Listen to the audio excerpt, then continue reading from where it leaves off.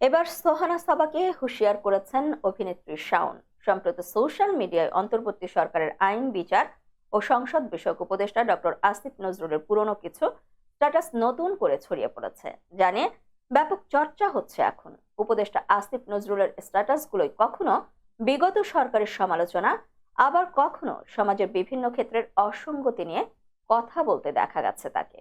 আর সেসবেরই একটি স্ট্যাটাস নিজের টাইম লাইনে শেয়ার করেছেন অভিনেত্রী সোহানা সাবা। স্ট্যাটাস শেয়ার করে এই অভিনেত্রী ক্যাপশনে লিখেছেন, আজকাল স্যারের ফেসবুক পেজ ঘুরে দেখতে খুব ভালো লাগে, আমি তার ফ্যান গার্ল। আর তার এই পোস্ট নজর এড়ায়নি নেটিজেন কিংবা বন্ধু অভিনেত্রী শাওনের।